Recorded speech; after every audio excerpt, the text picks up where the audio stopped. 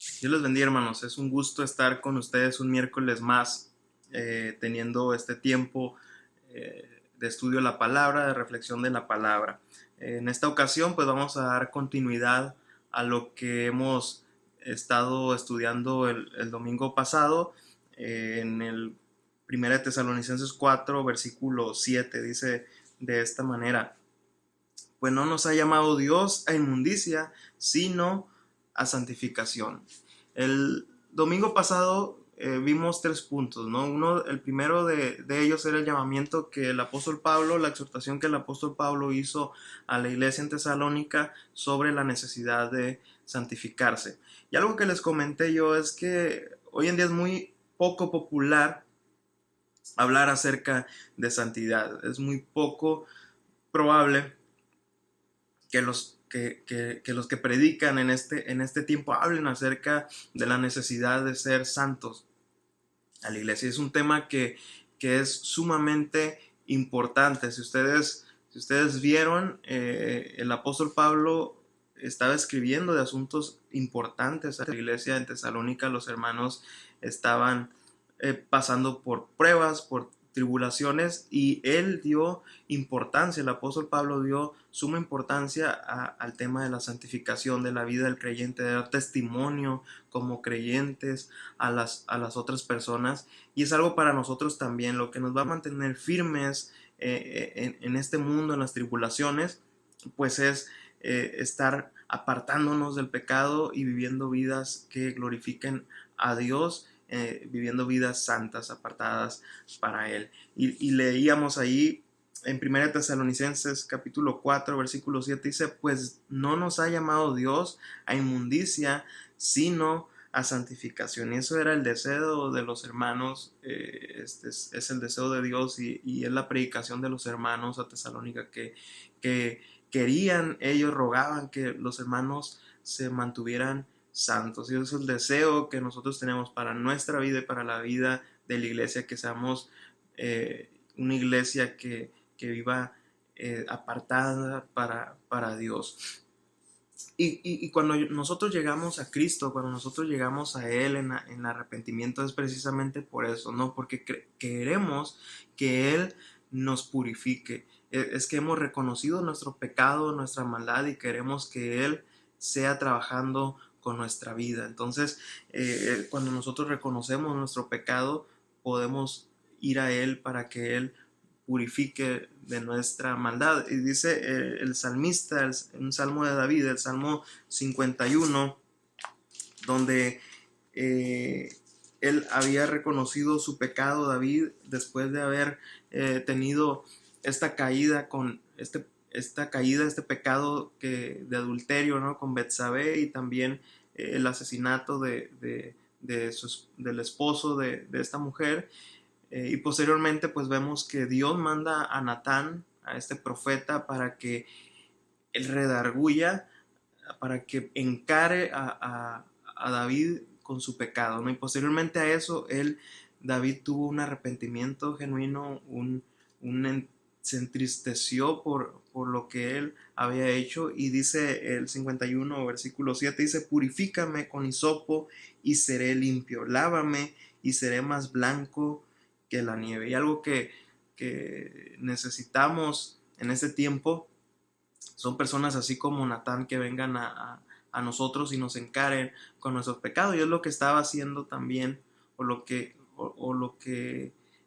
los apóstoles hacían también con las iglesias, ¿no? Que ellos buscaran santificarse y apartarse pues para Dios, ¿no? Y les comentaba que hoy en día es muy poco probable, ¿no? Que se predique sobre esos temas, pero es de suma importancia. Estaba leyendo un libro del hermano A.W. Tozer, Fe Auténtica se llama, y menciona una parte, unos párrafos de esta manera. Los voy a leer. Dice: qué diferente sería si a un soldado que va camino de la muerte le dijeran: soldado, ¿ha sido purificado de sus pecados?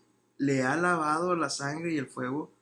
Creo que con esta pregunta llegaríamos al interior de aquel joven, más si le dijésemos simplemente: ¿ha aceptado a Jesús? Por supuesto, A esta última pregunta respondería, sí, lo haré. Inclinando la cabeza diría, acepto a Jesús y no pasaría nada. Sería muy diferente para todo el mundo si retomásemos una palabra bíblica viva y dijéramos, Jesucristo vino para purificar a las personas. Y algo, hablando sobre este tema, ¿no? Algo por lo cual muchas veces en iglesia las personas no viven una vida santa o no quieren vivir una vida en santidad es porque verdaderamente no han conocido a Jesucristo como su Salvador. Y es muy común que se predique este evangelio, ¿no? Que se diga más, ¿quieres aceptar a Cristo en tu corazón? Levanta la mano, repite esta oración y la persona lo hace, ¿no? Pero qué diferente sería, dice el hermano, si le preguntaras a la persona, ¿quieres arrepentirte de tu pecado? ¿O quieres ser purificado de tu pecado, de tu maldad? ¿Quieres ser limpiado de tu maldad? A la primera oferta, cualquiera diría, sí, acepto a Cristo en mi corazón, o sí, oro y lo acepto. Pero para decir, sí, quiero ser limpio de mis pecados, quiero ser purificado, lavado de mis pecados, tienes que reconocer primero que eres un pecador. Y muchas veces eso nos está predicando, ¿no? Nos está predicando a las personas, nos está encarando a las personas con su pecado. Y por eso la gente en la iglesia muchas veces no quiere vivir vidas santas porque no han tenido este confrontamiento con el pecado. Hoy en día el pecado es excusado, muchas veces se excusan las cosas que se hacen. No es señalado tampoco, se dice no hay que juzgar el pecado interpretando muy mal las escrituras porque Dios quiere que nosotros juzguemos el pecado, que encaremos a las personas con el pecado para que ellos se arrepientan. Pero se dice, no hay que juzgar, se está normalizando el asunto también, las cosas a nuestro alrededor se están normalizando y empezamos a hablar el mismo lenguaje, el mismo idioma que las personas, empezamos a vestirnos de la misma manera, a escuchar lo que las personas de afuera escuchan, hablarles como ellos hablan para hacerlos aceptados tal vez, empezamos a usar el lenguaje que ellos utilizan cuando lo que Dios quiere es que encaremos a las personas con el pecado. Se insiste en ser políticamente correcto, en caer bien, en no ofender a la persona, en que piense bien de nosotros.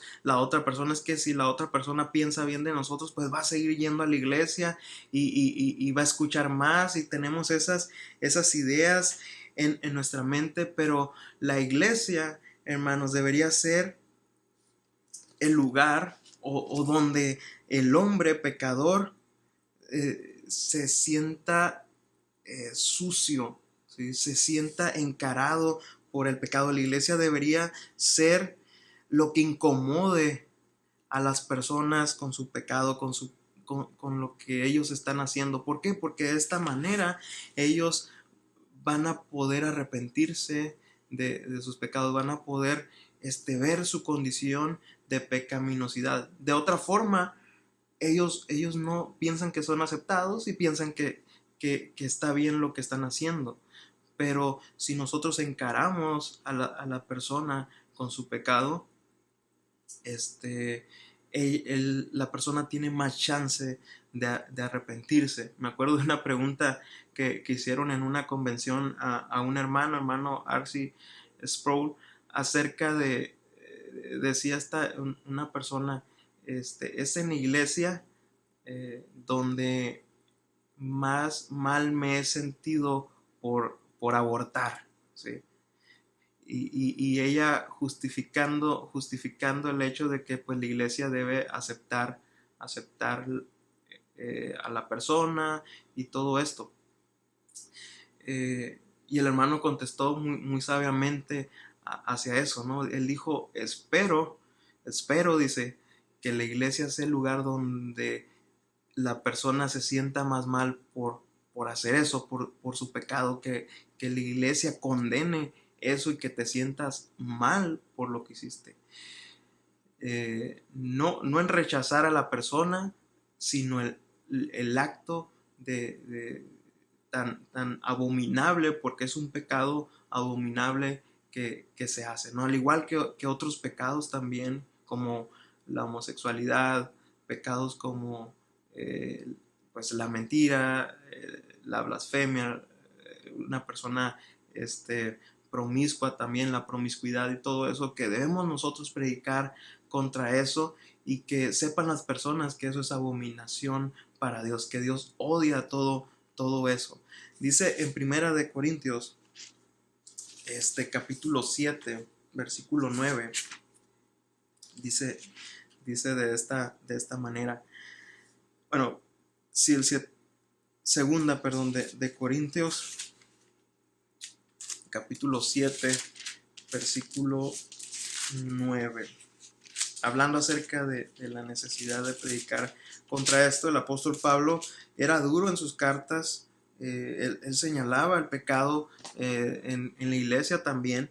Y dice el versículo 9: ahora me gozo, no porque hayáis sido contristados, sino porque fuisteis contristados para arrepentimiento, porque habéis sido contristados según Dios, para que ninguna pérdida padecieseis por nuestra parte. Porque la tristeza que es según Dios produce arrepentimiento para salvación, de que no hay que arrepentirse, pero la tristeza del mundo produce muerte. La tristeza, hermanos, si confrontamos el pecado, es para producir tristeza en la persona, pero no una tristeza del mundo, ¿no? Es una tristeza según Dios.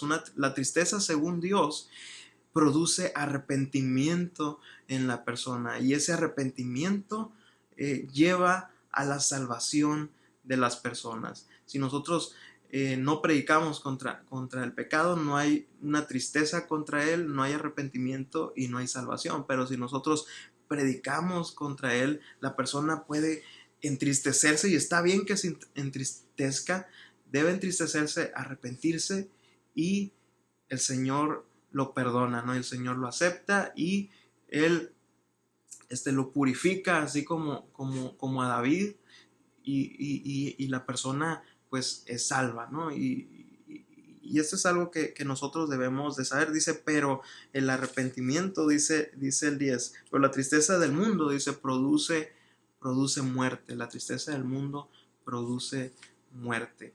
A veces que la persona no se arrepiente, no hay arrepentimiento, hay alguna emoción ahí, algo psicológico solamente. Fíjate cómo a veces cuando llaman a la persona para, con esta frase, ¿no?, aceptar a Jesús, en lugar de llevar a la persona a ver su pecado y la necesidad que tiene de Cristo, porque es un pecador, lo llevan más bien a ver la necesidad que él tiene de sentirse bien, de que es rechazado, y Dios lo quiere tal y como es, como se predica, en lo cual no es así. O ven a Cristo y vas a tener paz, y vas a tener felicidad y todo ese tipo de cosas, y la persona pues puede ir aceptando esto, y hasta llorando, pero llorando por una autocomplacencia, por sentirse oprimido, pero nunca por reconocer su pecado, y ahí no hay salvación, es un remordimiento solamente. Y en la iglesia puede haber muchas personas así, que se acercan y que pues les gustan los cantos, les gusta la convivencia, les gusta sentirse que están haciendo algo, pero si en realidad no hay un arrepentimiento genuino, si en realidad no reconoces tu pecado y no le pides perdón a Dios por tu pecado, no hay una purificación de parte de Dios, entonces no hay salvación, y debemos de tener cuidado con eso. Debemos de predicar el arrepentimiento para perdón de pecados, y esto nos va a llevar, un verdadero arrepentimiento nos va a llevar a vivir vidas que quieran glorificar a Dios, vidas que quieran servirle a Él, vidas que quieran apartarse del pecado. Entonces prediquemos, hermanos, contra el pecado y la necesidad de un verdadero arrepentimiento, no un arrepentimiento o un remordimiento que solamente es complacencia, o o decir pobrecito de mí, estoy sufriendo mucho y todo esto, sino que sea un arrepentimiento genuino, que donde haya tristeza en el corazón y donde deseemos en verdad ser purificados de nuestros pecados. Entonces, prediquemos el verdadero evangelio. Dios les bendiga, hermanos. Vamos a orar. Señor, te agradecemos este tiempo que tuvimos. Gracias te damos por tu palabra, por el mensaje. Te pedimos perdón por nuestros pecados, Señor, porque sabemos que te hemos fallado, porque sabemos que cometemos pecados, Señor, todavía. Eh, Reconocemos eso, perdónanos, Señor, purifícanos, ayúdanos, Padre, a vivir vidas que te agraden. Y si por este medio alguna persona eh, no ha reconocido su pecado y la necesidad de ser purificado por ti, te pedimos que la persona pueda entender la necesidad de ello y arrepentirse de sus pecados y que sea salvo, Señor. Ese es el deseo, lo hacemos, si predicamos de esta manera es porque amamos a las personas, porque no queremos que se pierdan, sino que procedan al arrepentimiento. Pero no puede haber un arrepentimiento si no confrontamos a las personas con el pecado y pedimos que tú nos ayudes, Señor, de sabiduría a la iglesia también para conducirse en santidad, apartarse del mal, apartarse de, de lo que no te agrada, Señor. Ayúdanos pues a ser sal, luz en este mundo y pues compartir tu mensaje. En nombre de Cristo Jesús, Señor nuestro. Amén.